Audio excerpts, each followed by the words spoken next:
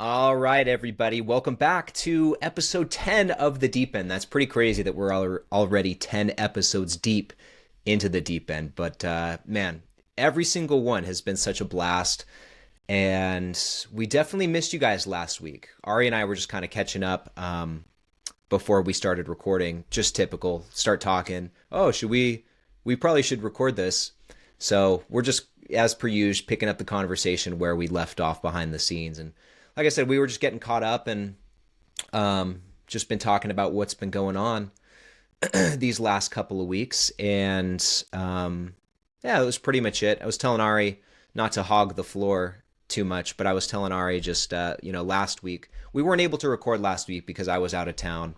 My wife and I went to the beach for a few days, and then as soon as we got back, I had my big half marathon this last weekend. I ran it on Sunday, and so we had company for that pretty much as soon as we got back from our trip. So it's just been kind of a whirlwind week and a half, or 2 weeks almost. And I forgot to mention this, Ari, but like during that time, I was sick with something similar to what you had. So like the day that we left for our trip, my wife and I both had like a pretty serious cold, and I'm over it for the most part, but kind of like you were talking about behind the scenes, there's just still something lingering there.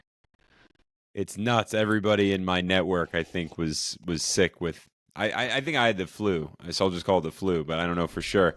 But some sort of flu-like cold, heart.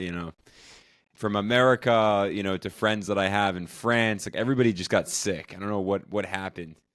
But look, first order of business here, and I gotta ask because I've been watching you prepare for a long while now. But for anybody who doesn't know and doesn't follow Ryne on Instagram, man's been posting every single day how far he's been running and his times because he officially ran his half marathon. How'd it go, man? Yeah, man. Well, I lived to tell the tale, and I gotta say, it was such a fun experience. It went really really good. And I don't remember if I've shared this already, but and excuse me, guys. I don't remember if I've shared this already, but this run, this half marathon that I did was just on the strip here in Vegas. So they shut down the entire strip, and the whole race was from one end of the strip to the other and then back, basically. So we started at, like, the starting line was at New York, New York, and then you run to like Mandalay Bay, which is just south of that. Turn around, and then you run all the way back up to Fremont Street, which is past. Basically, that's like the quote unquote old strip. So you run all the way up to Fremont Street, turn back around, and then you finish at the Bellagio. And so, yeah, 13.1 miles. It was so much fun, though. So much fun. Such a fun place to run. And everyone on the sidelines who was either there to like watch the race or had family members or friends in the race, or even just passerbys, like people on vacation walking up and down the strip, everyone's like yelling at you, cheering you on.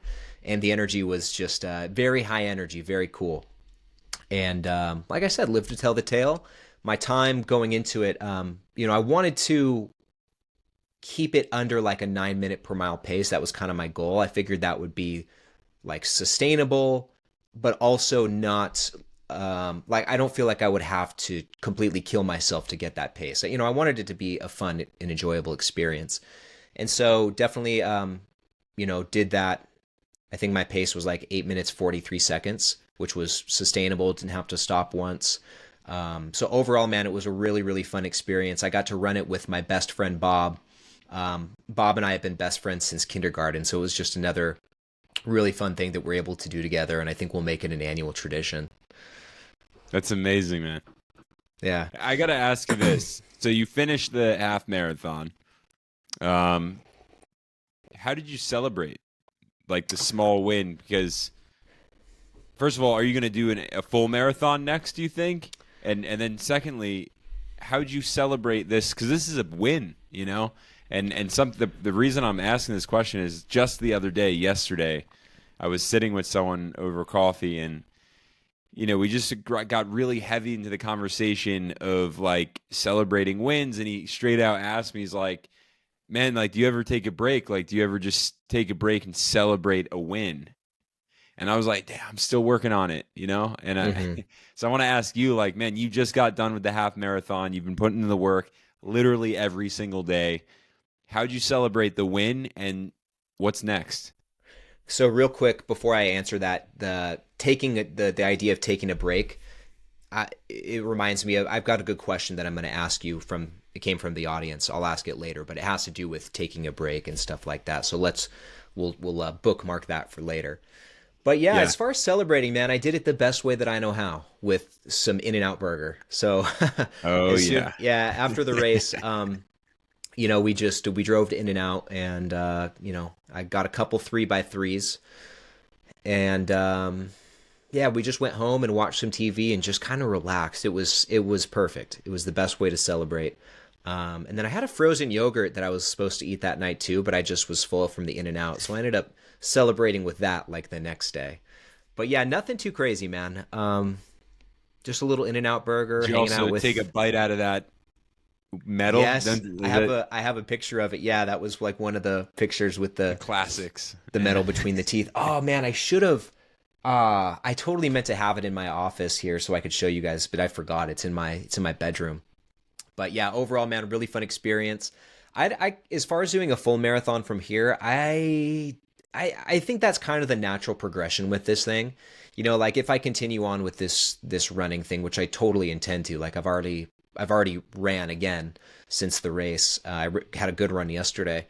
And I just think that's kind of the natural progression with this, but I'm not in any rush to go that distance yet.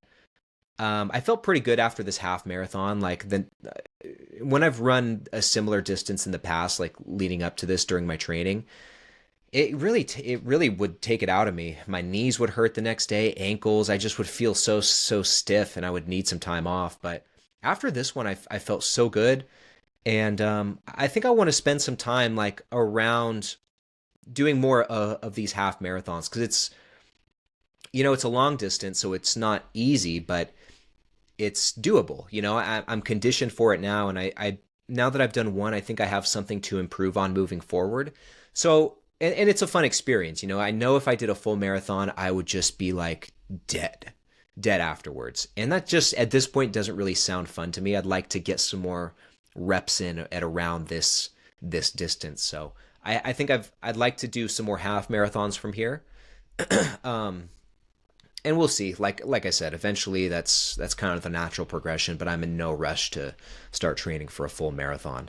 Um, yeah, because even just doing this took a lot of focus, and it took some time away from like lifting and even like work stuff. It was kind of hard to fit it all in. Um, so I'm looking forward to just kind of maintaining around this level, still improving, but not having a super strict training plan. You know what I mean? It's funny because it sounds like it correlates very well to your investing strategy in the first place. Yeah. It's like just consistent, not going to deviate, not going to do some crazy stretch. Right? Just like keep at what you're doing. It's comfortable and you're seeing results. Absolutely, man. And it's funny that you bring that up because that was part of my thought process going into this. I've taken that approach to investing and applied it to how I wanted to approach this running thing. Like my friend Bob, he's done a couple marathons, and for both of those marathons, not to put him on blast, but like for both of those marathons, he told me that he wasn't, he didn't really give the training portion all that he could. And so he went into both of these marathons, the ones that he's done, feeling a bit underprepared. And by the end of it, he was dead. And he's the kind of guy, like he's very gung ho. He's like burn the boats, full steam ahead. And so I knew that if I went into this half marathon with that mindset, by the end of it, I'd probably would be crawling like past the finish line. And I feel bad because he kind of like slowed down his pace a bit to stay with me, which I appreciate. But in hindsight, I think that was the right approach because I had everything that I wanted to do in this half marathon. I did. Like I had an enjoyable experience. It was fun. It was hard, but I didn't kill myself. It was very sustainable. And then I took a day off, and then the next day went out for another run, and it's kind of just getting back to it. And so yeah, like I said, it's funny that you bring that up because I had those same exact thoughts of wanting to be, do it sustainably and, a steady pace. And I carried that into running, and it did everything I wanted it to do. Does Bob invest? Uh, no, he doesn't. And we've been talking about this. We talked a lot about it when him and his wife were here staying with us, and every time we talk on the phone, which is usually like once a month or once every few weeks, we'll do this. We'll have like an hour long chat or chat for a couple hours sometimes even. And we always talk about investing, and he's just one of those guys where, oh, we want to wait till X, Y, or Z to start investing. And I understand, like they have some debts that they want to pay off first, and so I get it. But at the same time, when we have these conversations, I tell him, just so you know, like even if you have $5 a week, you can start. You don't have to Right. wait until you have X amount saved up, or if you don't have to wait until you check off other boxes. Like if you've got $5 to spare per week, you can start getting the ball rolling now. And as we've talked about before, like that's probably a good thing to do, even though it doesn't seem like it's going to move the needle. It can, and if nothing else, that's going to get you in the habit of starting to set money aside, and you can build on it from there. And so we have these conversations, and he understands it, but he's a human being, and there's still a lot of people have that same mental roadblock. I need to wait until X, Y, or Z until I start investing. Um, but over this last weekend, him and his wife were saying like we just need to do it. We've been talking a lot about it, and we just don't want it to be one of those things where we let so much time pass us by and we just kind of forget about it or keep letting it slip, because time goes by very fast. And in the blink of an eye, like, we're all in our early 30s, but you blink and you'll be 40 and then 45 and 50. And so it's easy to let something like this slip by you. And so I just told them just a lot of these things that I just said, and they understand it, and they will. I think this year he's got a pretty clear plan to pay off the debts that he wants to, and they should have a good chunk of change to set aside every single month or every single week. So they'll get to it, and I just let him know, and he asked like when the time is right. I just really, I'll need your help with it, and I said, dude, anytime, anytime we can get you set up and rocking and rolling in 20 minutes. It can be completely hands off, completely automated, and I look forward to being able to do that. He's I would say that he's more interested in like real estate investing. So I think that's part of it too. Like part of him wants to save instead for, to buy a rental property or something like that. But I think, hey man, well in the meantime, like this could be, this you could still save for it and just put it in Do stocks both. for now or put it in a savings account. Yeah. Yeah, do both. Yeah. It's So yeah, funny. he's I anyway, go asked ahead. because I'm like, as you're painting the picture of who Bob is, in my mind, I'm also painting the picture of who Bob is objectively, and it's so interesting because I'm like, I wonder if Bob invests based on how he decides to run marathons and makes those marathon decisions, like with training. And you're like, nah, he's the type of guy who, like, once the marathon's around the corner, then he's like David Goggins, just like all in, burn boats. And then I look at your approach, and you're like, no, like, slowly and steadily you're training and you're working into the marathon, then on to the next marathon. And Bob's probably like waiting until the next marathon, but not training right away, and I'm kind of looking at these investment approaches now, and it's like profiling, and like Yeah, how yeah. you can look at someone's life. And it just brings me to the point where, if you look at what you're doing on your day to day, how you're doing certain things, I mean, it's going to correlate a lot to your investment strategy. And then Totally, you man. might want to be really careful, if you look, like last year, I was pleasantly surprised when I looked at the end of the year and I just saw I ticked off basically all of my boxes of everything I wanted to do. And that's great.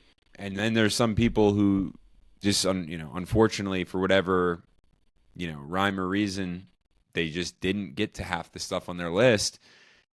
It's like the time is now to check off like what you're doing in your day to day and your strategy to do it, because really that compounding effect takes place in all matters of life.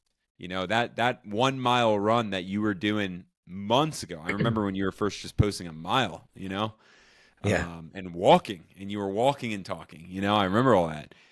And fast forward, like you're chipping away. Now you ran the marathon. So it's just funny. It's like every little thing that you do. I wrote something earlier today. The most dangerous man is the man who basically shows up every single day. And the prize or reward, rather, is uncertain. But you still show up every day and put the work in. And that's just something when it comes to money matters. You're going to invest.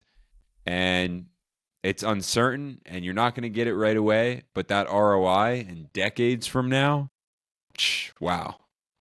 Yeah. No, I remember I read that quote because you posted a screenshot of it on Instagram. So I read that earlier this morning, and that was a really good insight, man. It's true. I mean, it's easy to do things and have an end goal in sight, but when that goal will be reached it can really be uncertain. And so you have to do things. If you're going to start doing something, you have to do so knowing that it may be, and it likely will be, a lot longer until you reach that final destination. But then, as the saying goes, like, you probably won't make as much progress in year one. Well, what is it? You'll know what I'm talking about. It's you won't go as far as you think in the first year, but you'll go a lot farther after 10 years. What is that saying? I'm butchering it. Man, you're putting me in the hot seat with this one now. You're better with words than I am. You're a poet. No, no. um, Now it escapes me at the moment. Do you know what I'm talking about, though? It's basically like you're not going to go as you won't accomplish as much as you think you will in like, the first year or whatever, but you'll accomplish a lot more than you think you will after 10 years or something like that. I'm totally butchering it. You guys know what I'm talking about. It's all about the long term. It's all about the long term. But yeah, I thought what you posted there was pretty spot on. And I will say, going back to this running thing, to Bob's credit, he approached this half marathon a lot differently than he approached his previous marathons that he did on his own. And I think it paid off, because like I was saying, both of us woke up the next day, we were just fine. We weren't completely destroyed by the end of it. And I think that really just speaks to the impact that incremental training and incremental progress can have over an extended period of time. And it really just comes down to the difference, like comparing running to investing.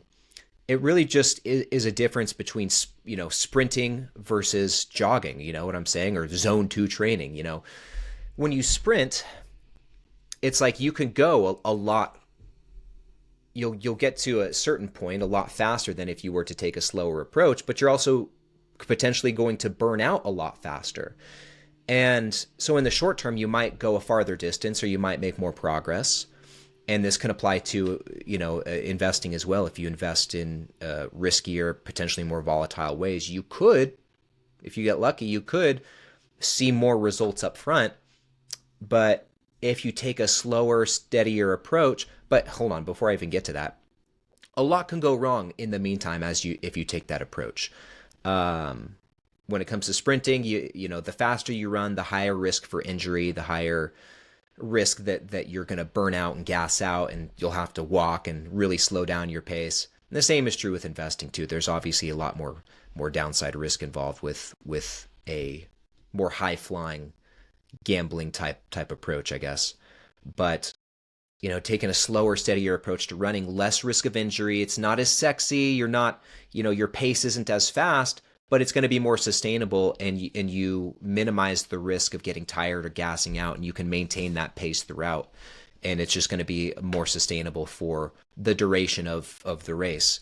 And applying that to investing, it's the same thing. You might not see, tremendous upside compared to investing all of your money in Palantir or SoFi, but you could potentially see more consistent, more steady, more stable gains, and also potentially have less downside protection as well, which over a long period of time across various market cycles could result in more progress and more outperformance than if you just took a more short-term approach and were just worried about one side of the equation, the upside. You also have to worry about the downside and the potential risks of things happening. I'm rambling, but you know what I'm saying? It's the classic, investing is a marathon, Yeah, I guess it literally. is pretty much. Yeah. Like circles back to that good old cliche.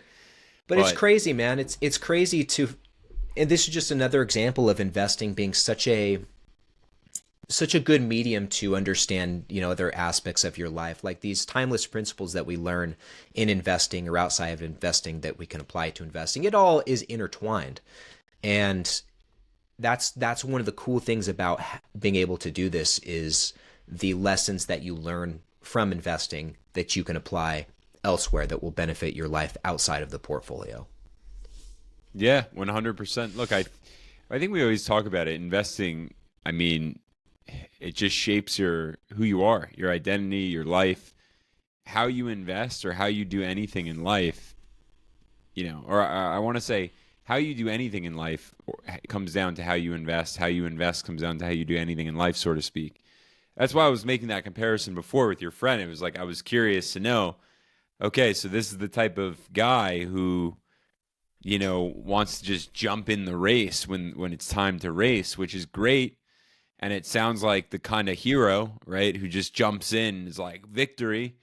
But, like the David Goggins approach,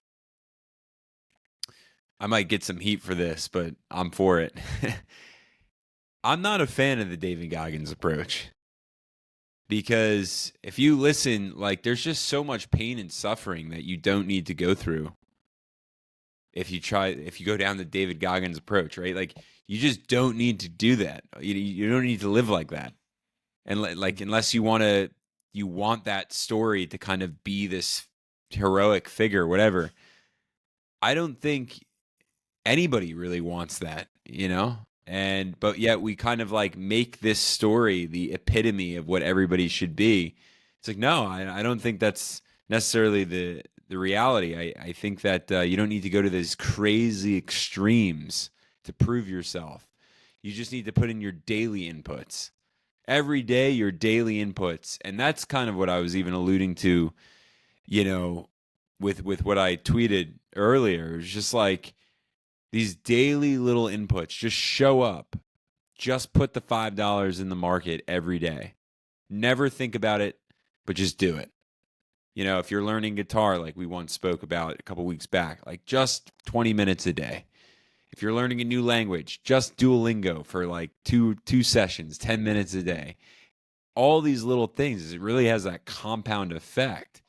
And therefore, it's so classic. You just think about a student cramming the night before the test or just studying a little bit every day after a lesson.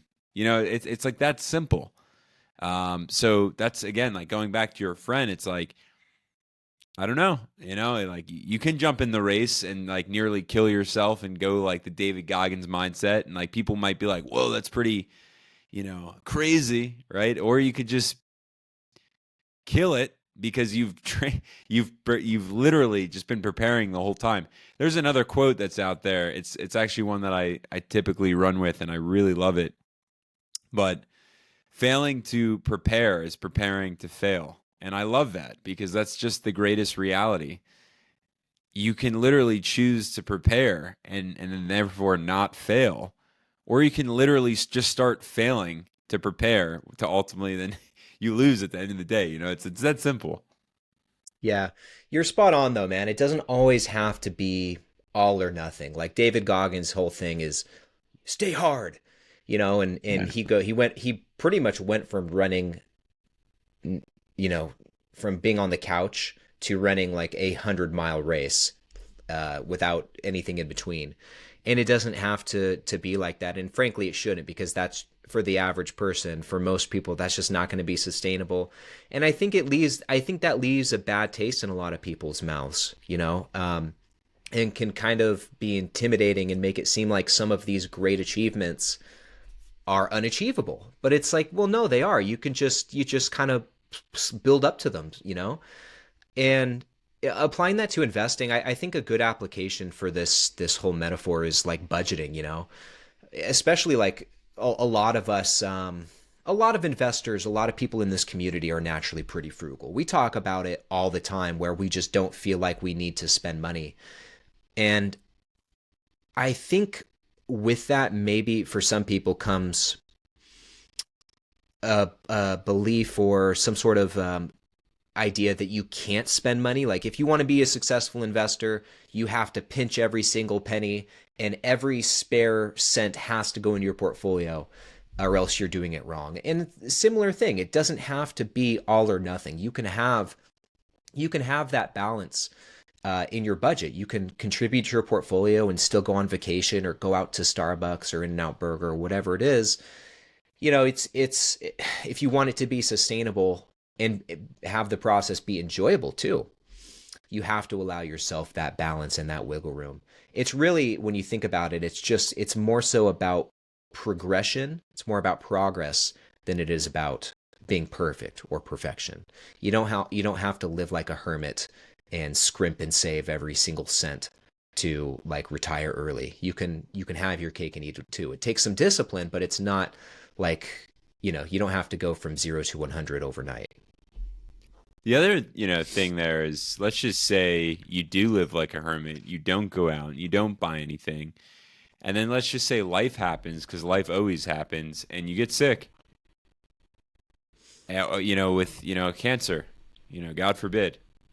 But that's the reality, People have experienced this over and over again. My brother-in-law, age 31, on his birthday, my sister was pregnant with my nephew. They just found out the sex of the baby. They were in the doctor's office doing the scan, and he couldn't look at the television screen, or the monitor rather.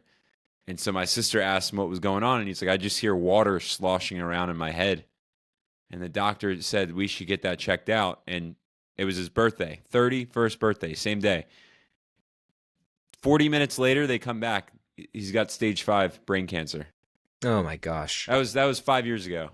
So thank God. I mean, he's in remission, but you just don't know. So let's just say you were someone who saved like David Goggins, stay hard maniac, no $0 spent, only invested, never went on vacation, never took your family out, never enjoyed, and then you die. Did you die wealthy? Probably. Not, right? Think about Well, it. Like financially, yeah, financially, probably maybe, so. yeah. But But like, that's what just what really is like? that's just one component of a holistically wealthy life, right? Yeah, That's what you're getting to, I think. yeah, yeah. Like I look, life's a rat race, as we say, right? And everybody's trying to escape the rat race, but you got to keep in mind that at the end of your time, you're still a rat. Like we're we're all just gonna keep. We're all living this life, right? And no matter how far you're Jeff Bezos, you're Elon Musk, like whatever, you're still limited with that level of contentment, happiness, and fullness. So it's like, I don't know, like how are you really living? And I think that the best thing that we can all do is, of course, like investing in wealth management is so key and so important. But I think you would agree with this, through the process of wealth management and investing, you've actually found the things that you value to invest into, and therefore you've managed to now budget your money accordingly. So you don't need to spend on these ridiculous expenditures that don't really make you happy. Then you put all that money into the market. You're supercharged in the market. You're supercharged with your in and outs and Starbucks, or for me, there's a bakery across the street from me, and like once a week I treat myself and I go get these like amazing cakes. And once a week, I do it once a week. It's like my big, at the end of the week I'll go buy it, and that's my big expenditure, like that's the thing. And it's Yeah. silly, but like it's so important, man. Like, and then everything else I'm investing, but like the cake is my thing. It's my in and out. Yeah, no, and it's cool that like that's the thing that you look forward to, you know. You don't feel the need to go out and buy a new car or take some lavish trip or something like that. And that's on that topic. Maybe I'm crazy. I was talking to my little brother about this last week too. I don't have the travel bug. I don't have really the itch to travel. I like going to a couple different places. I like going to Newport Beach and sitting by the beach. That's what we did last week. Um, and just hanging out. I like going to Mexico. That's always fun. And I like going to back home to see my family. And I like going to the strip here in Vegas. But outside of that, I'm like, there's not many other places I feel like I need to go. Like, I don't need to go to Thailand. I don't need to go to Bali. Oh, I don't need to man, I'm go going to to. Thailand in like a couple of months. So maybe you've got that travel Yeah, bug, do you? I do. I do. I enjoy travel, but what I enjoy travel for is not for any other reason other than that I like to experience cultures. Huh. And I like to experience different cultures through food. I think like that's like I love trying different foods, like authentic foods. And I also just like seeing, this is like very personal for me, but I look, man, I think God created this beautiful, beautiful world and I want to see it. Like I just want to see someone in Thailand, like what are they experiencing? What's someone in Japan's on my list. What's someone in Japan experiencing? I just want to see certain things, really like everything, and then try these foods, like what's happening here.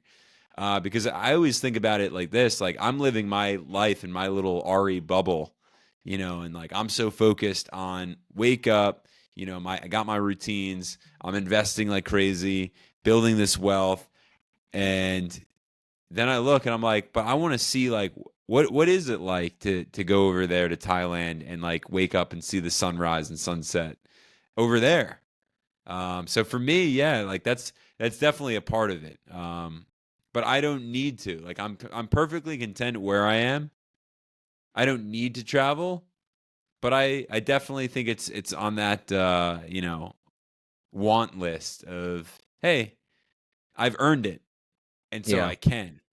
Now, if I didn't have the money for it, or if I wasn't as budgeted as I am and where I'm at right now, I would not be taking trips at all. Like there'd be nothing on the docket. Nala, my dog, I mean, I spend more on her than I do on me. And, I got this massive bag of food the other day, $100. Like that was my biggest expense this month. Yeah. I get you. And you know what, man? Like hearing that, God created this big, beautiful world. We should see it. Hearing that, I almost feel guilty not having the travel bug because I agree with it. It Yeah. is a big, big world out there, and there is so much to see. And I feel strange sometimes not having much of an interest in seeing it, And maybe part of it too is like I'm not a big foodie. I really have a simple palate. Like I have the palate of like an 11-year-old. I'm fine like eating Chicken burgers. sticks and burgers and fries. Exactly, dude. Chicken and rice. Like I'm very plain and simple in that regard. And so that's one of the reasons I also think I don't have a huge travel bug because I'm like, I'm going to Japan. What am I going to eat? I But don't you're a know. history guy, Yeah, right? Like check this out. Like what like certain things I'm though. I also like Go ahead. an avid reader, so like for me, reading, I loved Greek literature and, like, oh man, I love reading about the Romans, like the Roman Empire. And so when I went to Rome, like there are certain things that I did when I was traveling, that and I it was so selective. Like my first trip to Greece that I ever took was on this like went on a mini Euro trip and I stopped in Greece, but I only went to Athens. I was a single guy, and I said, you know what? I'd love to come back to Greece and go to like all the romantic little islands when I have a somebody. But what I'll do now is I'll go to Athens because I'm a big history buff, and I'm going to go read all the history of Athens. And so I actually, you'll like this. I did laps in one of the initial or original Olympic stadiums in Greece, and it was epic. And I was running stairs, and I was there at like 6:30, because I like when I travel, man. I don't. There's no sleeping in. Okay, like you're gonna go and you're gonna experience this new place and live amongst them, and like just you're gonna become like whatever. So I wake up at early, catch the sunrise. I went, caught the sunrise. I ran in the Olympic arena, and while I was there, I was like one of two guys, maybe three guys, by like the hour in running the track. And then there was this photographer who came, and I saw him from across the way taking pictures of me. And so after I was done doing my sprints, my workout, I ran over to him and I said like, "Hey, I noticed you were taking pictures. Like, I don't," he was like, "Oh, like, do you have an issue with it?" I said, "No, I would just love to get a copy of them." I was like, "That's awesome." So I have these pictures from this professional photographer who took these pictures of me running the stairs, on the track and the whole thing. And it was just like an epic memory, man. And then I went to the Acropolis, and the movie Gladiator is one of my favorite movies. Hmm. And so what I did was I picked up some stones from the Acropolis, and I just let them like kind of, how Yeah, Russell Crowe yeah. does that in the movie. And I just did that, and it just felt epic, man. I was like, whoa, like, so like, I don't know. There's certain trips I'll take. Um, I would have loved. I'm now single again, so I'm gonna go to this Thailand trip. I would have loved to have done Thailand with somebody, but I'm just gonna solo it, man. Um, I think there's just cool places to go and like experience like that. And some places are great for couples, like Santorini. When I was there, I was in a relationship. Um, that was awesome. It was beautiful, and I wouldn't go back if I was, a single guy in Santorini. You know what I'm talking about? Like, I don't know. Yeah, I know what you're saying, man. And I will say, like, there are some specific things, like very specific things I'd like to do. Like, I've never been in New York City, but I'd love to go to New York City and have a coffee at like the Ralph Lauren coffee shop. I would love to go to like an authentic, like Irish pub in Ireland. There's very specific things that I would like to experience like that. But like I said, even being interested in history and stuff like that, I don't know that I need to see like you know is monuments of Japanese history or anything like. There's just some things I just don't know that I care about. You know what I'm saying? Like Yeah, yeah. so anyway, I don't know. I'm really weird in that regard.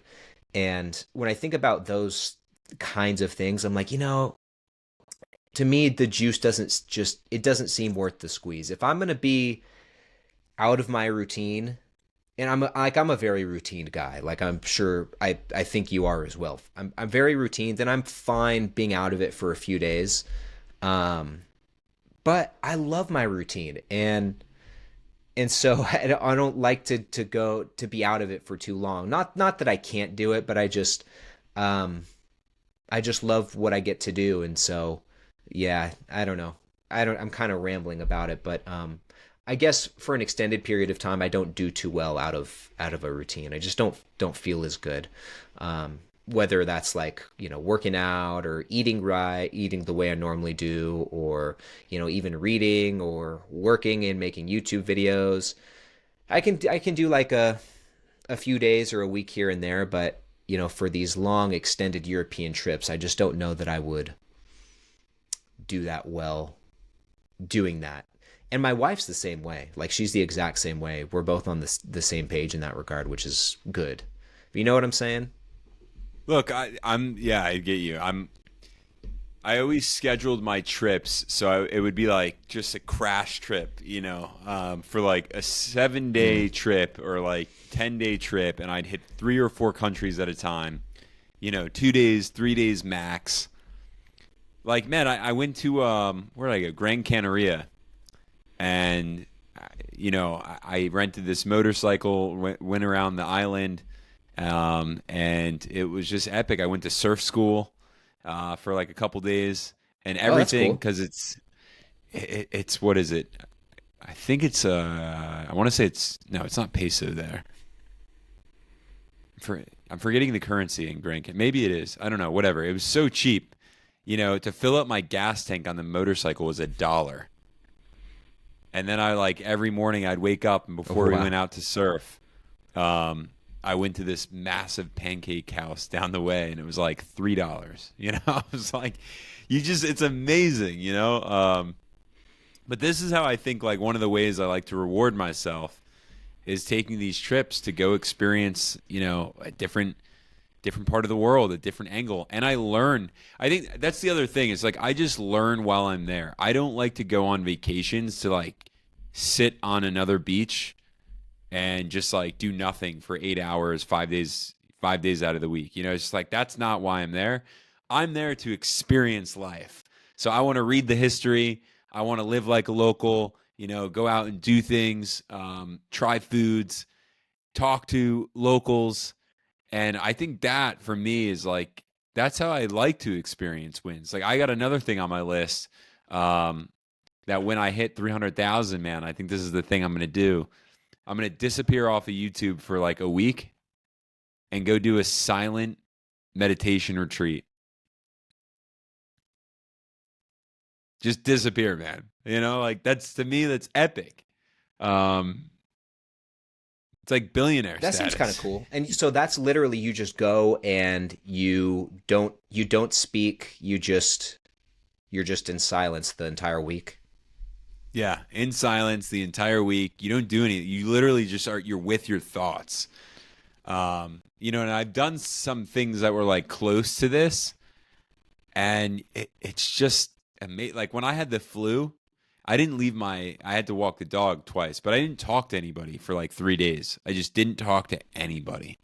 And I just sat inside and I did nothing. And I just sat with my thoughts. And like so many thoughts came to me. And you really like they come and they hit you. Some of them are intense, some of them are sad, some of them are happy. They hit you though. And they rock your world. And then you just let them pass. And it's like this amazing experience. It's the weightlifting for the mind. But what I found every time I do these types of experiences, when it comes to finances, like if I can connect it, it really helps.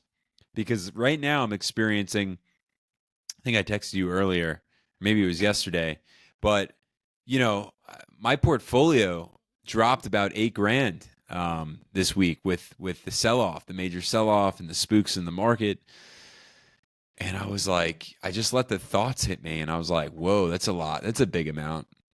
And then I was like, let me just invest. I think I invested this week $11,000 or $12,000 more. Just like, yeah, let's go. And like, I don't know, man. It just helps like situate yourself in volatility. It's all gonna Yeah. pass. So when that happened, like when you noticed your portfolio dropping in value by that, pretty big amount, did you find yourself checking it more frequently? Did you find yourself kind of stepping away from it and like kind of tuning it out, even though I know you bought a lot of stocks, but what were you doing in all of that, I guess is what I'm asking. I was checking in to see if any of the positions that I wanted to build upon were lower. So I didn't like just throw in 12K. It was like the first day it was like 2 grand and then a grand and then 3 grand, and it's like boom. And then today it was, I think I invested about 2,500. But, like that's the thing. It was like I wasn't checking because I was out of nerves, like what's happening? I was checking because I was like, oh, it's probably lower. So I'll buy some more. And then I saw Okay. today it was going up. I was like, oh, I guess it's over. So where have most of those contributions gone? Like how did you divvy up all of those contributions? Yeah, so a lot of people this week like tweeted at me. I'm always confused with Twitter or X. Like what's happening? How do you verb it now? Like they X'd Yeah. me. I don't know. So some people tweeted at me to ask like if I bought more United Health because I was loading up on United Health, and more news came out with United Health, and Bill Ackman shorting the stock, which, by the way, I just found it to be funny because one of the tweets that came out my way, someone like screenshotted Bill Ackman, and Bill Ackman said he was shorting United Health, and then Bill Ackman was like, "It's not a good stock to buy, and I'm shorting it." And I'm like, well, if you're shorting the stock and tweeting that, and then people are now selling it because they're following you, you know what I'm saying? It's like a whole logic. Of course, people are going to freak out. I'm not freaking out because I'm thinking 10 years from now. Did I buy more United Health? I didn't. But I didn't buy more United Health, not because I don't think it's a great long-term investment. It's just actually because I'm more and more involved professionally with quantum computing and AI. I'm like so hungry for Alphabet, man. So I loaded up on a lot of Alphabet shares. I bought the S&P itself because you just can't lose. And then I bought more VGT. And I may have, slid by $8,000, $9,000. But mark my words, in like 3 or 4 weeks, I think I'm going to hit 270,000. Let's see. So last time we talked, I think you were at 255 minus 8, so But then I just under added what I added in 250. there. I added another $5,000 or so in, so that brought me to Okay. 260. So you're probably close to somewhere between 265 and 270 right now? Yeah, well, in a bounce back. Mm-hmm. That's what I'm always looking at. Okay, so we slid. I slid. About $8,000. But like, what did the market do? Right? Like, that's what people don't really realize. They're like, oh, my portfolio, it's down. It's like, well, yeah, but what's the market doing? Is the market's also down? It's Yeah. like, don't panic. Like, Well, dude, there's it's been key. some really weird movements lately. Like there's a couple specific examples of stocks that I'll just share them real quick. Like that to me just don't make sense. Like Old Dominion Freight Line, ODFL, which is a stock that's been on my watch list for a while. Um, they at some point, I don't know, I think it was last week now, but at one point the stock dropped over, it was like close to a dozen percent, like 12% just in one day, after some news came out or rumors came out that Amazon might be getting in the LTL, which is less than truckload. Amazon might be getting in the LTL shipping space, as a third party shipper for other companies or something like that. And that stock and other trucking companies dropped a substantial amount that day. But it turns out like there was just a rumor. There was no confirmation that that was actually happening. So you saw this big crazy drop over what turned out to be nothing. That happened with ODFL. Zoetis posted their quarterly earnings, which were pretty good in my opinion. And another thing too, like upon putting out their quarterly earnings, I think the stock dropped close to 10%. Um, what's another one? There was some Wingstop saw a crazy drop after reporting their earnings. And this company posted like I think 20% revenue growth year over year or something like that. Maybe my numbers are a little bit wrong, but crazy year over year revenue growth, double digit comp sales growth year over year. And because the comp sales growth wasn't as high as analyst expectations, the stock dropped like close to 25% just in one day. So you're seeing some crazy stuff happening in the market right now, and I'm thinking out loud because I'm just as I was talking about that, this thought's kind of hitting me. I know I'm asking this to you. Like, do you think that those big swings, like the swings, are so severe because things have been so frothy? So now we're seeing these like big overcorrections because we saw prior to that we saw big run ups. Do you know what I'm saying? Yeah, so I think a couple of things.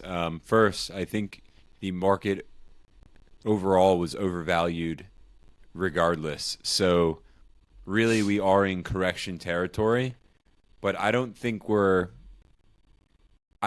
that we've seen any of these corrective movements because we're in correction territory. I think we've actually just gotten data sets that have spooked investors away from excitement that we've had for the last 2 years. And so some of these numbers that have come out, right, like inflation, like for a long while we were watching inflation tick down, and now all of a sudden it's slowly ticking back up. And we were expecting that the Federal Reserve was going to be cutting interest rates more and be on schedule this year in 2025. Instead, we've gotten the exact opposite. They've totally paused and shared that they're going to be pushing those dates back because inflation's ticking back up. So we're just, and then we have Trump, who is really, I mean, from the get go, he was talking about tariffs and being a heavy hitter with tariffs. And that just left a huge question mark for a lot of investors. Like, okay, how are tariffs going to impact us? But now what we're seeing, I mean, it's just interesting to watch everything, because now what we're seeing is a lot of these companies, they are like Apple, for example, $500 billion investment back into the United States. And you're watching a lot of these CEOs, if your head is on the swivel, get really close to Trump. And this is not to get political. This is just like literally like get your head on the swivel and like go back in time and watch which CEOs showed up at Trump's inauguration. And now see where those CEOs are, within Trump's playing field. Like they're getting cushy next to him. And so you got to ask why. What's in it for them? And that's the real question. Like, to put your politics aside, who cares about your politics? I'm in this game for my future. And so when I look at Apple and Tim Cook, who, by the way, wasn't necessarily the most friendliest towards Trump 2 years ago, 3 years ago, but he knows how to play the game of politics, and so he's in the picture now. So you got to look at this. Jeff Bezos, right?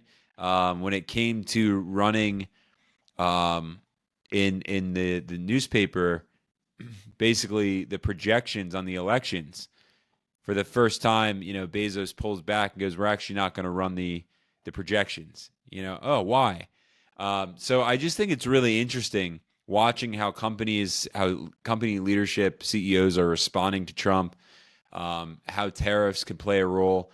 And I think the investor actually has it backwards. I think we're getting really fearful for no reason.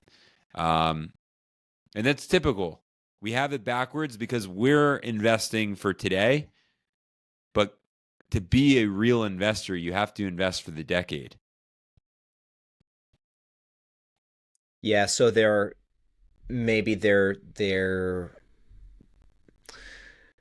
seeing some short-term headwinds from potential lasting tariffs, but maybe those will, if you zoom out across a longer period of time in the long run, maybe they'll end up being beneficial. Is that what you're saying? Yeah, exactly. They're perfect buy. I mean, this is a great buying opportunity for a lot of stocks, definitely in the tech sector right now. But even if you look like, this is why I like to look at macros and understand macroeconomics. For example, a really good dividend investment is Canadian National Rail. And of course, when Trump came out with tariffs, what do you think happened to Canadian National Rail with 20,000 plus miles worth of rail, half of which comes into the United States for logistics? The stock slid.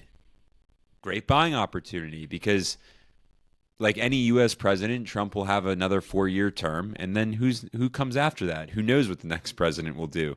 Reverse tariffs, I don't know, whatever. But it's not about today. It's not about a month from now, and it's not about 4 years from now. It's all about the 10 years from now. If you have the time, that's important.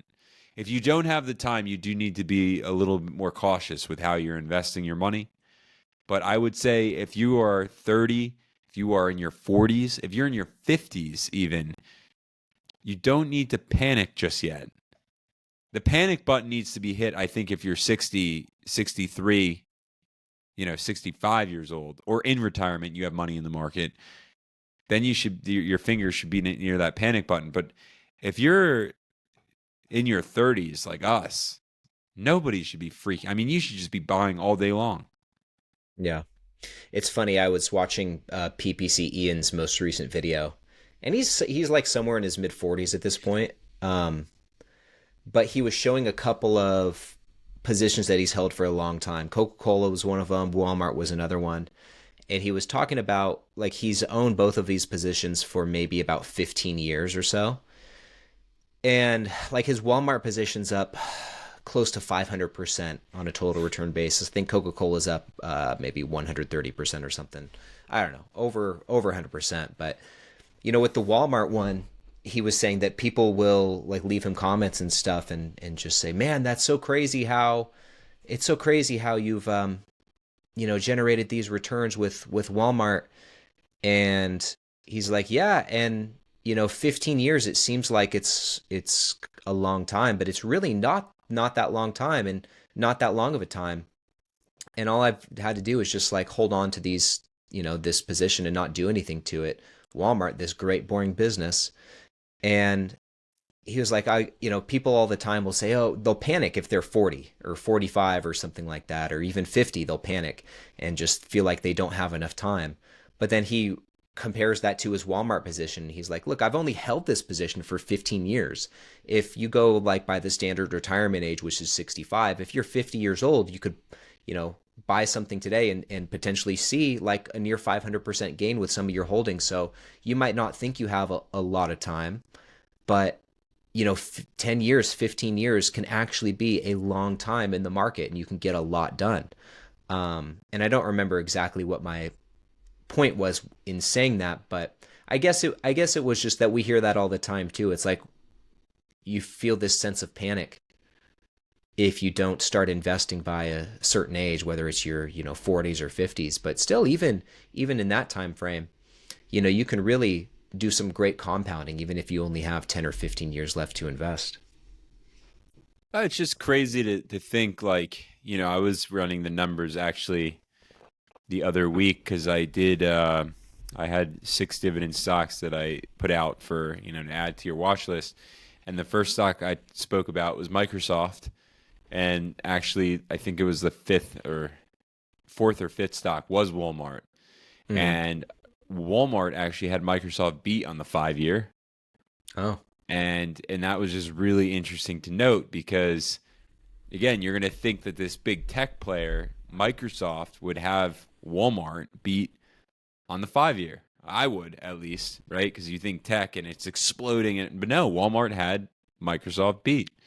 And so sometimes, you look at these boring companies like Walmart and just take a look, take a look at the charts, at the numbers, and you'll be surprised. Now, Walmart's dividend yield is also under 1%, which I'm not an investor in Walmart. So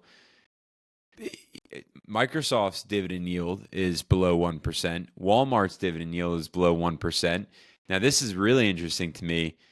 A lot of the dividend, like hardcore dividend investors would be like, oh, yeah, Microsoft is not a dividend stock, but Walmart is, and I'm like, okay, they're both underneath 1%. Someone just commented on one of my videos and actually made a comment like that. And he was like, man, quit calling yourself a dividend investor.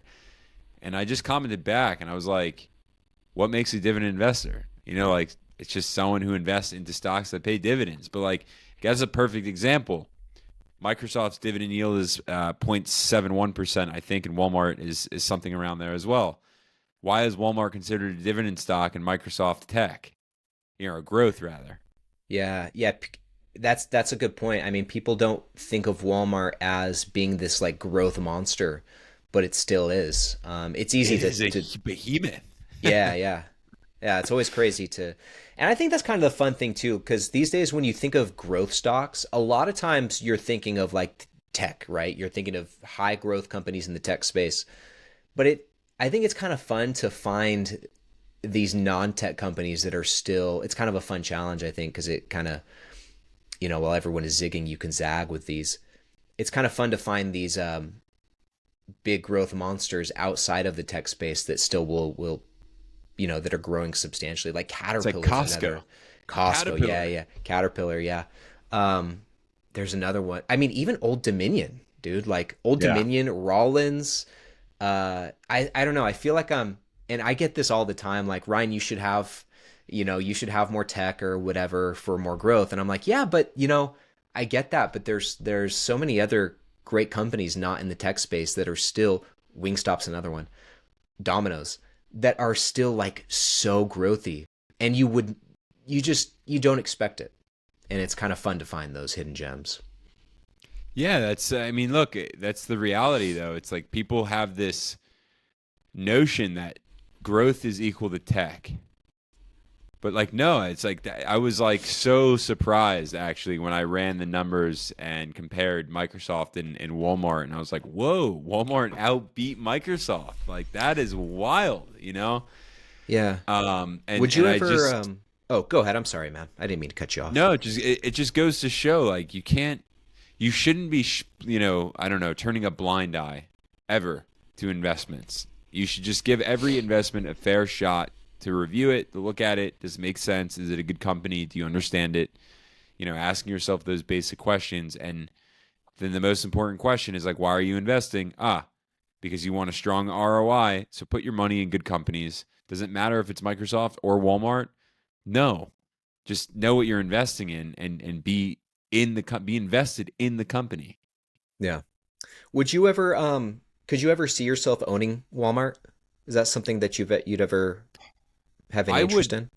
if I it's so classic. I was gonna say if I bought it 15 years ago. Yeah. um, but no, I could for sure because I look at these companies and again like you can even take like an Amazon versus Walmart and naturally my mind goes, oh, Amazon outbeats Walmart. But actually, after actually running the numbers with Microsoft and Walmart, I'd be curious now to go back and run the numbers with Amazon and Walmart because you really, I think, again, would be surprised to find that Walmart is right up there with these behemoths. And so, what is Walmart doing, and how do they have that leg up? And you can look at it like as much as people love the convenience of Amazon. They also just love the quick convenience of getting in the car, an excuse to get out of the house, go to a physical brick and mortar location, and buy the things they need right away and get back in the car, maybe make an outing out of it, bring your kids, go to wherever, McDonald's then or wherever you're going, I don't know. And make a day out of it. Because if you really think about things, it's like why do people still read books when we have audiobooks? Why do people, because they like the experience. And that's something that is innately human. We're not robots. And so just because Amazon is around and it simplifies our life, and of course they've done a tremendous job in terms of, just dominating as a competitor, you cannot take away the experience that people have getting in the car, going to Walmart, aimlessly walking up and down aisles, and making a day out of it. It gets you out of your house. Reading a book versus listening to the book. Yes, there's a lot of people who like to go on walks now and listen to audiobooks. But for the life of me, I need a physical book. I'm the same Like way. that. It's just always going to be like that. And so for the you can look at a Darden Restaurants, which was by the way a company that for the last 5 years or 4 years rather since COVID I was touting Darden Restaurants. If you're a dividend investor, Darden Restaurants, Darden Restaurants. Now Darden has Texas Roadhouse. No, I'm sorry, not Texas Roadhouse. They have what is it? Olive Garden? Do they have Olive Garden? Olive Garden, Longhorn Steakhouse. Oh, That's okay. the steakhouse that they have. They have Eddie V's, a seafood chain, Capital Grill. And so they just have a cluster of some of the most popular restaurants in America. Now, you will never ditch the experience, the all-American experience of just going out to eat and enjoying a chef cook your food and get waited on, like it's just that's the experience. Yeah. Shopping malls too, how long have we've heard for so long that they're going to be like extinct basically, but and probably some of them will. but still, shopping is one of those timeless experiences that I think people will always have some craving for. Even like going back to Walmart too, though, like because these days you can have it. I don't know if Amazon offers this or others that do, but like there's a service where people will not only drop off the groceries to your house, but they can come in and put the groceries away for you. Personally speaking, I think that's a bit too far. It's a little Um, weird. yeah, I agree. And if you're looking for convenience, though, I think Walmart offers such a great happy medium to where you can just pick up the groceries. Like they go get it for you. You don't have to get out of your car. We actually did this the other day, and it was great. You just pull up into the parking spot. They'll load the groceries, bagged and everything in your trunk, and you head on your way. And I thought that's like the perfect way to go get groceries because I don't really like going grocery shopping anymore. Um, I'd rather it be more convenient than having to like walk in the store, put everything in the cart, self checkout, bag it yourself, whatever. And so now, like with this, just being able to go and pick it up, I'm like, that's perfect. I don't mind driving by there real quick, just getting out of the house to go do that, or like on the way home from the gym or wherever, just go do it. Um, and then they just put it in your car and you can go home. But to your point, though, like some that is an experience, kind of like shopping at the mall is an experience. Grown grocery shopping is an experience for some people. Like Trader Joe's, people love going to Trader Joe's, just kind of like you said, to walk around aimlessly and see what there is to see. Maybe it's a little bit different at Walmart, like because Trader Joe's, it's like 80% private label. They've always got their special seasonal things that they have out, and so it's always fun for people to go see what they have, and so that's an experience. But with Walmart, I'm like they're doing a lot to offer convenience and just stay in the game. It's like people always want a few things. They'll always want groceries as cheap as they can get them. Walmart's always going to strive to offer that. They've got the convenience factor too. And you can even, if you want ultra convenience, you can order it. You can order it online, and I think you and have it delivered and whatnot. So yeah, they offer something for everyone, I guess. But people will always want cheap groceries. That's true.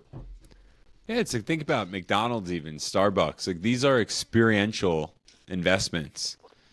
Like okay, the Big Mac, might be $18 now or whatever it is. But like, you're gonna want a Big Mac, like Yeah, a Starbucks coffee. Like for a while, we watched Starbucks hit some of the lows last year that it did, and now it's what is it 116 now? I think trading on 116, whatever it is. It's back in the triple digits, and so if to bring it back to basics, which is what the new CEO came in and did, just brought it right back to the basics of the experience.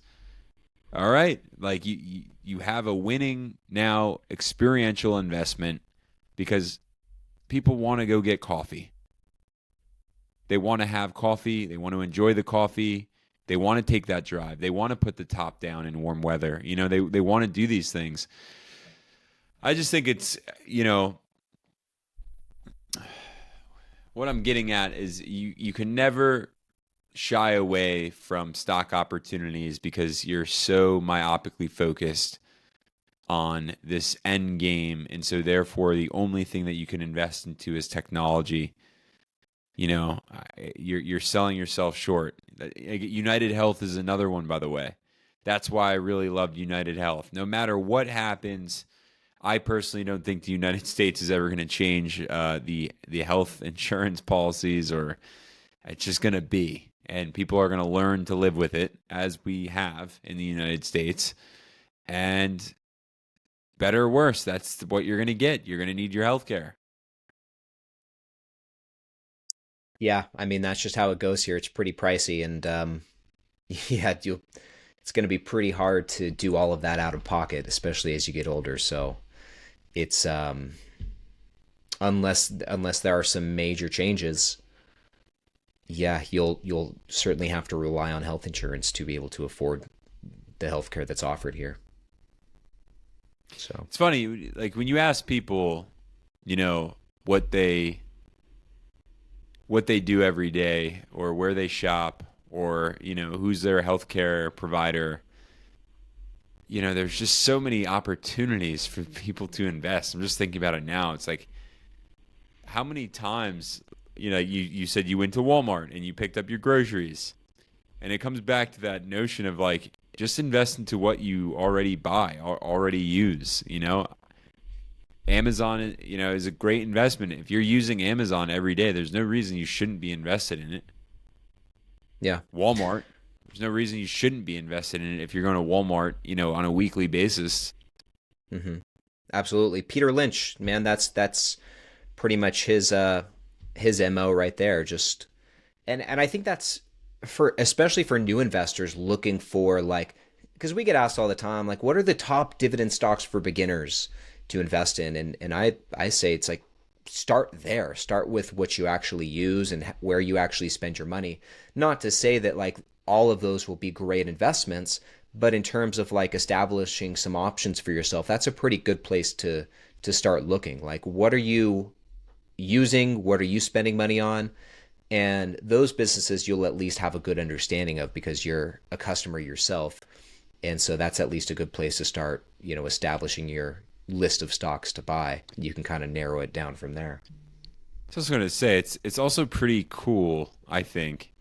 Like when I pick up my deodorant, and I'm like, huh, like Procter Gamble, I own this company, so to speak. Yeah. Like you could just start saying things like that. You walk into Starbucks. I would just love to see you, Ryan, walk into Starbucks and like kick the door open and be like, "Do you know who I am?" But it's just fun. Like I kind of think about investments like that. Like when I like Amazon, writing into customer service. You know who I am. I'm a shareholder in this company. But like you Yeah, literally man. you own some of the business.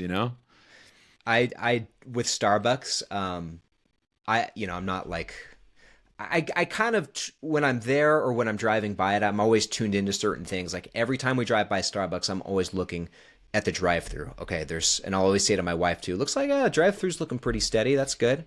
It's like or it's like man, Starbucks is packed today. That's good to see. So I always like make little mental notes of that, and I do the same thing with Clear Secure too. Not that I travel a lot, but every time I go to the airport, I'm looking like when we're standing in the security line, I'm looking at the clear line to see how's it going. Like, are they funneling people through? What's going on there? And so I'm always making those mental notes.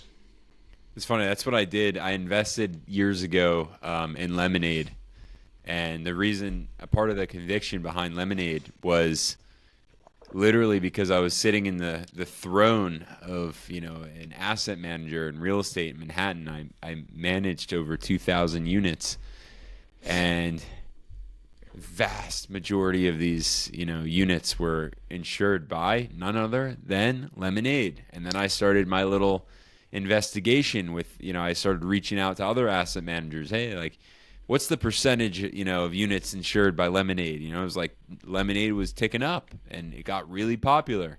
So it was just interesting. Like you start to as an owner, as shareholder rather, you take ownership in what you're actually owning, and it makes you feel good about the investment.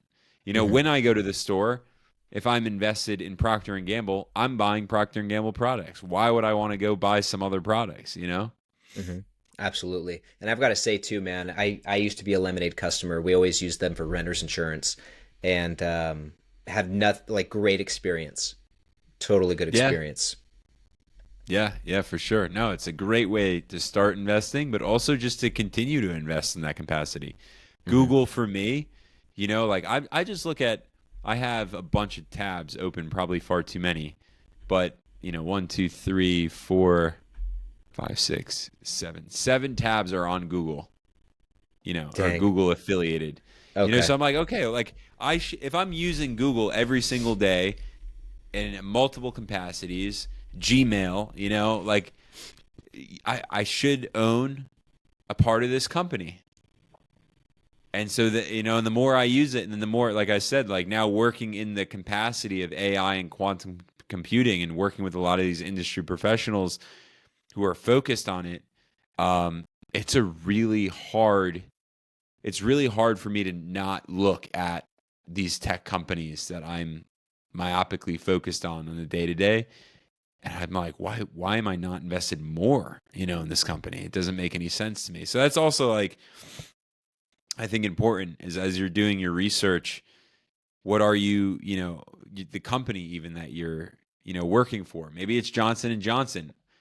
Are you a shareholder of Johnson and Johnson if you're working at Johnson and Johnson? My dad was there for decades, and the only thing he ever did was buy shares of J&J, and then he sold them all, in retirement, and made a boatload of money, dividends all along the way. So it's just, I don't know, it's that simple. Let me ask you this, man. We'll wrap it up here pretty soon, but let me ask you this. As far as tech companies go, just kind of having your head in all of them, are there any that you think are kind of not being talked about or thought about as much as they should be? Are there any like I don't even want to say under the radar, but kind of yeah, I guess underappreciated tech stocks out there right now that people should give more consideration, whether they're a dividend payer or not? Are there any that come to mind? And maybe that's kind of a tough question, but let me know. What do you think? There are more speculative stocks that would be out there that, and because they're more speculative, I don't want to give the names because I don't want anybody running out there and like buying any of these stocks. But companies that I've come across that, because of the nature of what I do, they create interesting opportunities, and they're not directly in the spotlight because they're essentially, maybe counterparts to some of these larger companies like the NVIDIAs of the world. So we often don't really think about them, because we're so busy thinking about NVIDIA. But like NVIDIA gets supplied pieces from other companies. What are those other companies? Who are NVIDIA's suppliers? So you can start backtracking and looking at some of these companies that create really interesting opportunities. But personally, I think the best thing that any investor can do when it comes to tech is not take some crazy risk in any speculative stocks because they're speculative, and your whole deal is to not lose money. That's like rule number 1 and rule number 2, right? Don't lose money. So I think the best thing that you could do is actually just stick like to the Mag 7. And I feel like it's boring advice, but the reason why so many like industry professionals even share it, which I now just understand on a deeper level, the Mag 7, if you think like, if you go back to like the Kodak times, right? Kodak was a massive company that failed to innovate over time. And there's a major difference between a Kodak and an Apple, or a Kodak and a Google. First of all, these companies today, our Mag 7s today, like they are just market capitalization wise, like, dude, we are a different ball game today when it comes to these Mag 7s. And I think that's important to think about. So when you think about Google and its potential, or Apple and its potential, they're so big. They are quadruple, right? Or like the size of the Kodaks of that time. And not only that, but again, the companies that were behemoths of the past, they failed to innovate. And I think something that we're seeing that's starkly different today is the level of innovation when it comes to Google, when it comes to Microsoft and Apple and NVIDIA and all, these companies, Broadcom, these chip companies even. We are heading in the direction of of somewhere we've never been before. And we still today, I don't think the retail investor truly understands what they're even investing into when they're investing into Google. When Just you're because of investing into Amazon. the breadth of what they do, you mean? Yeah. Like when someone's like, "Oh, I'm investing into Amazon," like I'm investing into e-commerce. No, you're not. Like you're not investing into e-commerce. That's what you think you're investing into. But what you're really investing into is Amazon Web Services. What's that? Right? Like when you're investing into Google and you're like, "Oh, I'm investing into like search," and like, no, you're not. You are investing into AI. And when you're investing into NVIDIA or any of these like Apple, you have to look, and this is something that I think these companies are doing exceptionally well. At face value, they're showing the world, okay, here's what we are. Here's what you think we are. But behind our doors, here's what we really are. And then it goes back. You could look at Apple's what is it, like the slogan, think different. Like I love that.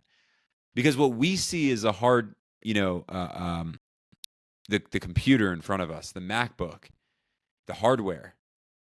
What we're not seeing is what's behind Apple's closed doors. What we're not seeing is the technology that Apple's AI technology that Apple's investing into at $500 billion, right? Like, we're not seeing the new factories that are going to be solely focused on AI. Imagine your iPhone knowing you better than you know you. And it already does know us pretty well.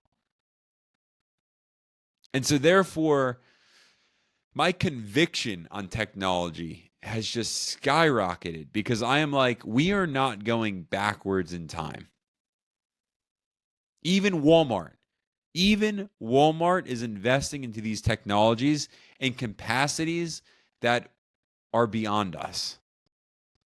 Can you check out even faster than we've been checking out so far? Like, this is the technology that we're investing into when it comes to the Walmarts of the world, because no one has time to wait 3 minutes in a line.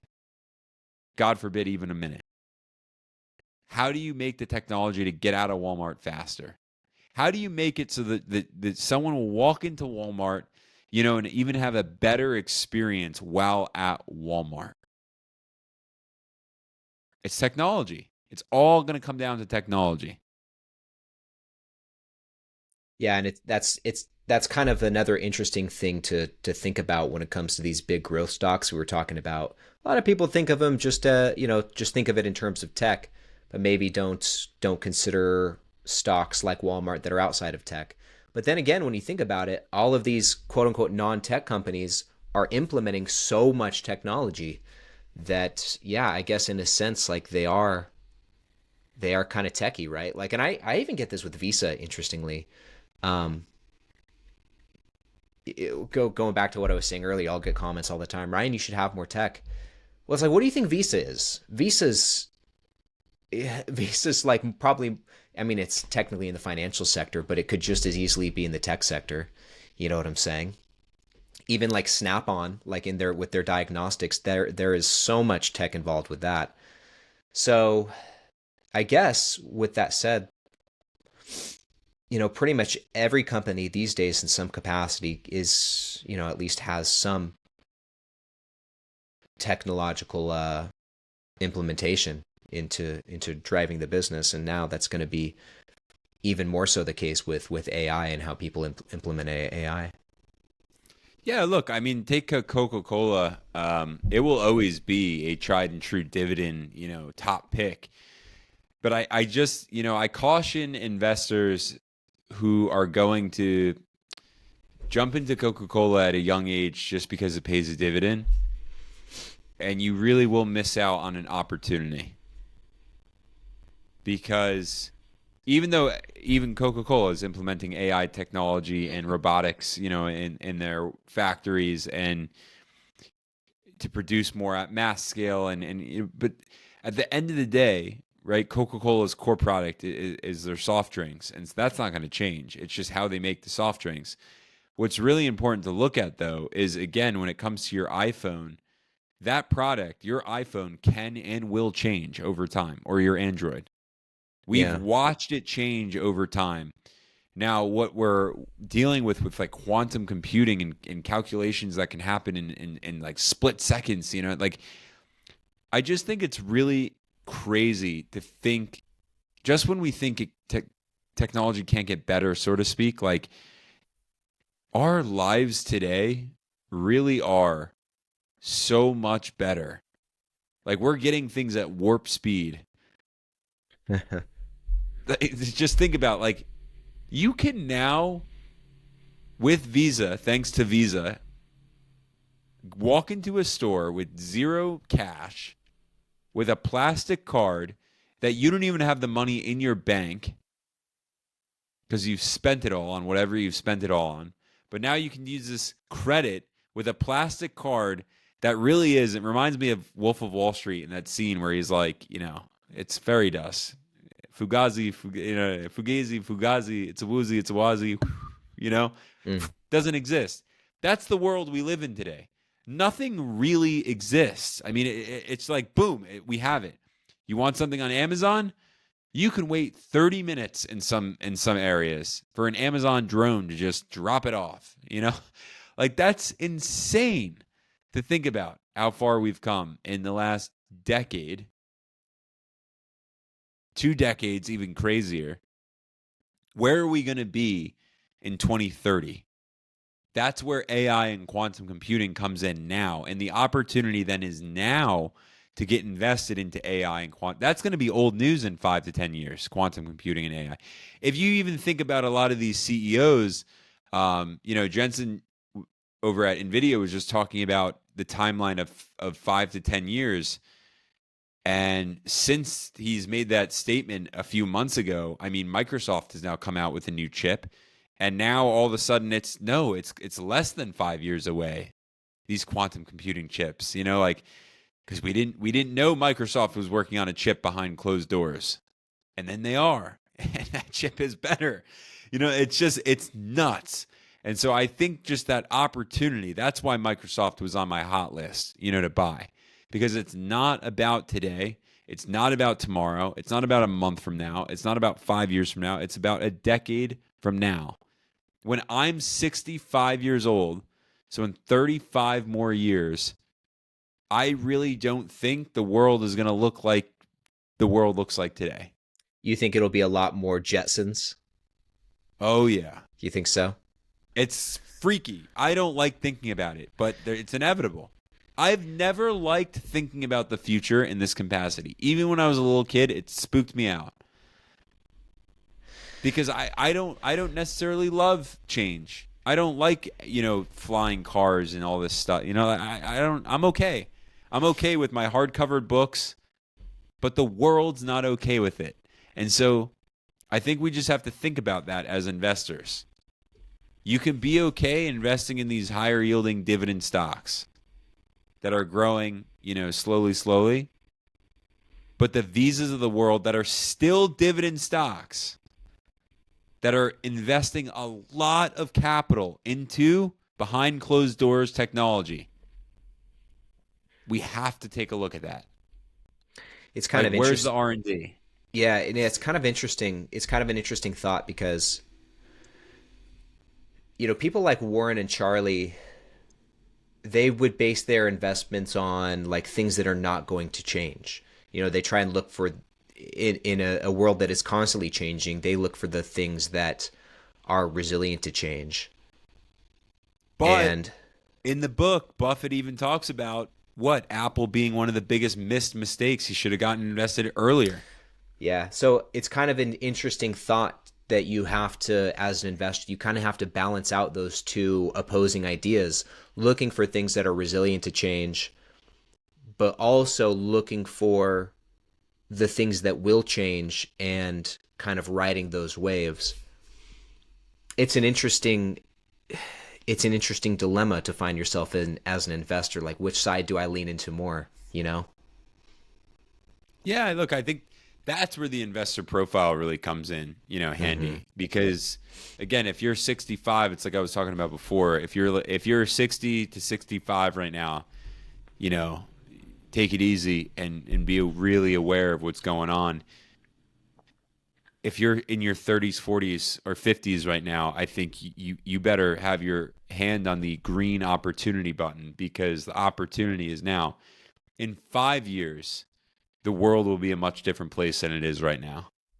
And I guess that's a good thing about having access to vehicles like the S&P 500, because you'll be able to benefit from whatever changes occur just from investing in that. Like, the winners of the future will be reflected in the S&P. And so, like, when in doubt, that's why it's such a great tried and true way to invest, because it is built around the idea of survival of the fittest, and the winners just make up a bigger portion of the fund, and you'll benefit from that. So that's why it's such a good place to invest when in doubt. Look, On this topic, I don't want to say this.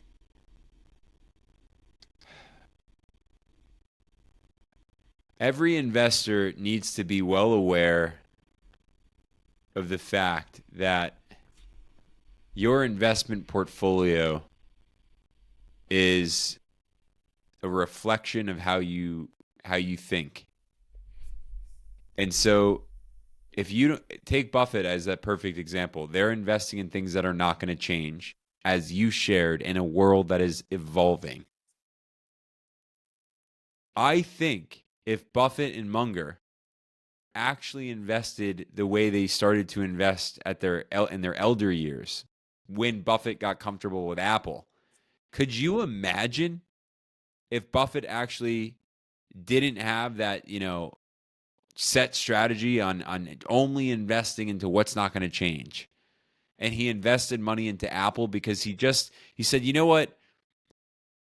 Wayne Gretzky, skate to where the puck is going. And that's all you have to think about. Go to where we are going. Where are we running to? We're running to technology. We're running to technology. And this is why I still feel good about, like, I feel like a business like Procter and Gamble is probably a good happy medium between these two opposing things, because people are always going to need their products, um, but at the same time they can implement these new technologies into their business to make it even better. So it's the products should continue to be in demand, but there's so many efficiencies that can come with, and improvements that can come with, implementing technology into the business. So I think that's a good place to look to, and I think that's a good way to kind of conjoin these two opposing ideas when thinking about Look, I was also investments. I'm making in the process now of making a video, um, basically on like this concentration strategy. But I am a firm believer, and really based off of what I'm seeing now, Ryne, with like it's being so concentrated that like my portfolio is it's just amazing, man, to watch the difference between this diversification mindset of like I gotta have 30 stocks. It's like, no, you don't. You could still be diversified with a handful of stocks and across sectors, and as long as you're just invested with some safety in your foundation. So the S&P, imagine having half your portfolio in the S&P and then just 3 to 5 stocks, high conviction on, and a little bit more risk with like the gamble approach. I don't really think is gambling, depending on what you're investing into. But in dividends, for me, are now like I love investing into dividend paying companies because I know that these companies have the ability to pay their shareholders, which is all based on their profitability. Now I like that. And these companies that pay lower dividends, they are dividend paying companies, Walmart being one of them, Microsoft being one of them, right? As we discussed, and I'm throwing Walmart in there because that's a dividend paying stock, less than 1%. And Microsoft, a dividend paying stock, less than 1%. But people have the mindset that Microsoft is not a dividend paying stock or not a dividend stock. I'm just going at the point here that these lower yielding dividend stocks, they're investing a ton of money into R&D. They're all skating towards the puck. We're all running after this thing. So I don't know. I just think it's good to have, the Procter and Gamble's in your portfolio for sure. But then you better have that equilibrium when it comes to investing into technology as well. Be concentrated with high conviction, and I think people will just see crazy returns. Yeah, it'll be interesting to see kind of what these next really this next decade, what this next decade looks like. There's just some We really might be in a interesting. virtual world, man, in I know. in 5 years. I know Like it's me and crazy, you man. might be doing this podcast, in like the meta universe type of deal, you know? That would be so crazy, man. And then I've even seen I don't know if it was like someone using the Meta VR thing, whatever it's called. Oculus, is that what it's called? Um, I think Meta's, I, yeah, is I I Oculus. I think it was someone had that on, and they were floor seats. They had floor seats at like some basketball game, and it looked pretty crazy. It wasn't like super functional. It was kind of glitchy, but you can see like that's the worst it's ever going to be, you know. But you can in that moment you can see, oh, this is where things are going. So yeah, you know, we'll be able to do this. We'll be able to have some virtual stage where it looks like you and I are sitting right next to each other, and we'll be able to look out in the audience and see all of you guys watching out there, you know. But the thing That's is, all nuts. of you guys are going to have front row seats to this thing. It's crazy to think about, and it's very cool. And I kind of think about too, like just doing what we do and making these videos. What does that mean? What does that part look like? You know what I'm saying? Think about Warren Buffett's, like the investor day, but me and you on this, like you just explained that set, and it's like on a weekly basis, people can just join us at the table in this virtual world, Throw virtual and like that, tomatoes at us. yeah, that stock sucks, you know. Yeah. But it's just nuts. It's nuts to think about this stuff, Yeah. and that's the direction we're heading, and I think we're going to be there in much, much sooner than a decade.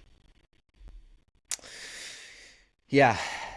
I think so too, man. I'm really interested to see last kind of note on this. I'm going to be very interested to see like what this ends up being. Like, what's the next big iteration of this? What does that look like? Is it where do you go from here? I'm just really interested to see what that ends up You being. want, I don't know for sure again because things are happening behind closed doors. But all right, the pup's sleeping right here, right? Hmm. And what's crazy about when I got Nala, I took her into the vet, and they asked me if I wanted to put a chip in her, the tracking chip. I said, sure, of course, yeah. Because who does a dog tag anymore? Nobody, right? So they took a needle, and just it was an injection, and there's a chip inside of her because they injected it through a needle, Hmm. and she didn't even Nanotech. flinch. Yeah. And I go, how in the world, you know, did that just inject a needle? I'm sorry, inject a chip into my dog, you know? But when you hold your iPhone up, where do I think that's going? I think it literally we've kind of been seeing, kind of specs of what it will look like in this virtual world when you can like look at your eye lenses or whatever on glasses, the Apple Glass, and it just gives you like, oh, okay, like you can look at a store and it's like there's deals there, or like I don't know, whatever. Yeah, I can just say out loud, which you can kind of already do if you have Alexa or Siri, right? But like call so and so. Are these going to be thoughts now? Like it's Yeah. just nuts. And I know so many people are like, no, it's not going to happen, or I won't let that happen. You don't have control over anything, Hmm. and the only thing that you could do, if you can't beat them, join them, so to speak. So that's what I'm doing right now. That's why my portfolio has shifted, and the more I work in this industry, and I have a front row seat to what's happening behind the scenes, I'm saying I'm getting invested. And again, dividend as a dividend investor, I'm focused on dividend growth stocks and dividend. And I still like the dividend orientation because it gives me that added measure of security and safety on their balance sheet. But the other element there is like I'm going to where the puck is going. I'm skating over to where the puck is going. Hmm. Yeah, and you're doing that through mainly the S&P and like VGT. Those are like your two vehicles of choice. Yeah, so I've kind of, I've come below my 10 holdings count, and what I'm really keen on doing now is this kind of new strategy, this new approach. Very, very high concentration. But I don't even know if you can call it true concentration because then I have, the S&P and VGT. But I'm basically I like the foundation in those two ETFs, and then I have very, very high conviction stocks that I'm quote unquote all in on. Apple, Google are the next two added, holdings just after VGT and the S&P. And then you have United Health as a player, you have Visa in there, and the stocks within my portfolio like Realty Income, again, like it's on the sell watch list, and I just haven't pulled the trigger on it. But what can I say? What can I say? I'm watching the results. I understand that as a 30-year-old investor with 35 years to go, and when I look to the future and I see some of these players in this game, I don't see Apple as the next Kodak. There's not going to be a Kodak moment for Apple, I don't think, because Apple's thinking differently. Yeah, I guess that's why I kind of brought up like what's the next version of this, because you hear whisperings all the time of like Apple's best days are behind it. They really haven't done anything notable since the iPhone. Every iteration of the new iteration of the iPhone's just a slightly updated version of the previous one. And so I think you kind of hear whisperings to suggest that people maybe think of it as like it could potentially be a Kodak in that way, where they're not really innovating or thinking differently anymore. They're just riding their coattails, the coattails of the iPhone. Um, I don't know whether But or if not you that's if you think actually about true, it, but that's what made me think. Like, what could come next from here? Apple's innovating within the iPhone Yeah, yeah, landscape. right. And I think that's important to think about. So again, like it's like what meets the eye versus the reality of the situation. What meets the eye is like the iPhone looks the same. Oh, right? Hmm. What we don't see is that the iPhone just got 10x faster. What we don't see is the iPhone now knows us a little bit better than we know ourselves. And that's pretty scary stuff. Now, what we don't know, again, Apple AI, what does that really look like? When you could be in a conversation. Imagine now, I don't know what you could do. Like, just Chat GPT was so simple. Like, everyone was having fun with Chat GPT, asking questions. Now, people are writing books using Chat GPT, right? Like, you have to think about what this technology is going to do. And when it's implemented in the iPhone, how is that going to change your reality? What meets the eye is the iPhone structure, the physical iPhone. What's inside the iPhone is what we don't really think about. Now, I think Apple's in a cushy spot because we love the iPhone product. And we do like routine and we do like consistency. That's natural human behavior. But what we don't see is what we really love. We love that Apple knows us better than we know ourselves. Even if we say we don't like it, even if we say it scares us, we love it. We're consumers of it. It's just like thinking about the gladiators. These days wouldn't stand for two men getting into an arena and going head to head, right? Wrong. We call it football today. Or UFC. We love it.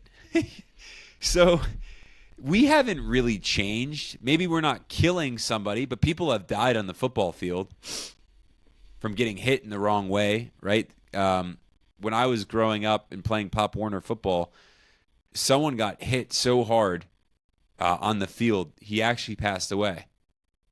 Dang.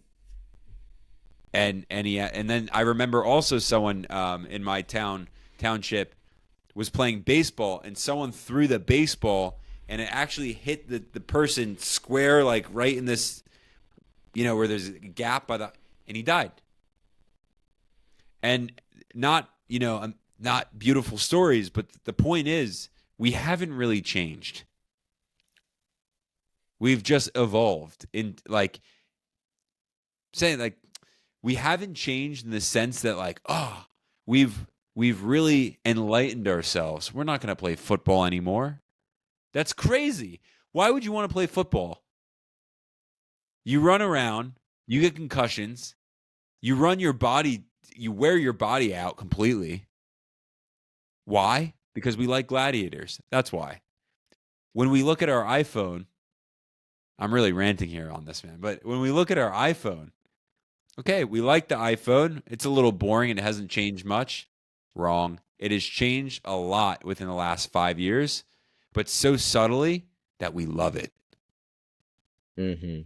Yeah, in asking this question and thinking about this, what I'm more so thinking about, because you're right, you get used to a certain level of convenience that comes from this, and an optimization that comes from this. I mean, we're so reliant on these little devices in so many different ways. But what I'm more so thinking about is like what's the next, what does that next generation of hardware look like? Is it something you hold? I mean, it seems like Meta's really trying to push the wearables with the glasses. Is it more so something like that? That's what I'm more so pondering, and I'm just really interested to see what that ends up looking like, because I can't help but think that at some point it has to evolve beyond this, and so it'll be interesting to see what that ends up being. Let us, and I I'm think it curious to know too, like could you be guys in really the comments, similar what do to you a think? watch, man. I think it could be like, Apple's already Yeah, got the Apple Watch, but it could be something like you click and right. like I don't know what you call it, the Oh yeah, like some sort of augmented reality where like yes. you could wear the watch and maybe there's something, like you could be fiddling around with it up here. Maybe your wrist turns into a keyboard, you're doing it over here. Yeah. Yeah, I see what you're saying. Like I there's could like some sort of easily foresee projected. something like that. Hmm, interesting. Yeah, it'll be interesting, man. Definitely. It's crazy stuff, man. But to your point, you were just saying, let us know in the comments what you think the future will essentially be. I think I cut you off. Yeah, and I'm curious to know too from you guys, is there any, I guess a two-part question here. Is there any tech that you're especially excited for? That's number one. And number two, on the inverse of that, is there any tech that you are maybe a little bit concerned about or scared of? I think people will say things like robotics and like, identity verification stuff. But yeah, I'm curious to hear both sides in the comments. It's an interesting thought. On that note, there's a car that's parked 2 blocks from where I'm at right now. It's got this big sign on it. It's a self-driving vehicle, and it drives Oh, around every day by itself. It's just nuts. I walk the dog. I'm like looking, and there's no one in it. It's weird. It just drives around though, and like it's doing its thing. Whatever it's, I don't even know what it's doing. But I'm that's kind of just crazy excited for stuff. that. I'm kind of excited for that. Some people enjoy driving, and I'm fine with it. But I could take it or leave it. If I'd never had to drive again, it wouldn't be the end of the world to me. I was gonna say you're gonna send your self-driving car to Walmart to put the groceries in to come back. You know? Exactly. Why wouldn't you? Why wouldn't you? Yeah. Well, I guess unless I'm out already, let's go pick it up on the way home. But I don't need to. I don't need to do this. Okay, I don't need to hit the gas or the brake or anything. I'm fine not doing that. I'm not. Some people like driving. Some people like racing cars. It's kind of like traveling. I just don't have that itch. I'd rather ride shotgun. Look, this is the modern day, or I want to say like the posh way to actually have a limousine service. If you really think about it, people of again, like just it goes to show like how much better life is for us today. 3 decades ago, you were wealthy because you had a limousine come to your house, pick you up. You had a driver. These days, just go buy a Tesla, Yeah. right? Or like whatever self-driving vehicle, and it's the same thing. Well, it's going to be crazy to see like how luxurious once self-driving becomes the norm, and people are just riding along. It'll be really interesting to see what those luxury riding experiences look like. It's yeah, because a lot of it probably will be like the inside of a limousine, right? So that'll be very interesting. Yeah. The future. The future is here. It's now. On this note, I'd also love to know before we close out, not only your thoughts, on the future, and I'm really curious though to know what stock opportunities are in your portfolio, dividend stocks or not, that are future oriented, that you really think will make a immense impact in the next 5 to 10 years, and your rationale behind investing into it. Mm-hmm. And Brian, I don't know if you have anything left you want to close out, you want to say. Yeah, I'll close this out, man. Last thing before we do officially wrap this up, a lot of you guys have been asking us to get these episodes on the podcast platforms, and I promise you that we'll do it at some point. I need to learn how to do it, and I've got a couple good videos saved that can teach me how to get it on Spotify and Apple Podcasts. So that will come eventually. When I do get around to figuring it out, I'll upload every single episode of the Deep End so far. We are 10 deep. I just wanted to put that out there because with each new episode, we've been getting asked about it more and more, and it will happen. It's just haven't done it yet. So I just want to put that out there. But with that, guys, thank you so much for hanging out with us this last almost 2 hours now. I think this is our longest episode on record. But man, Ari, it was good to be back in the saddle with you, man. I really missed chatting with you last week, and I'm really excited to do it again already next week. So thank you for your time, and all of you guys watching and tuning in, thank you for your time as well. We appreciate it.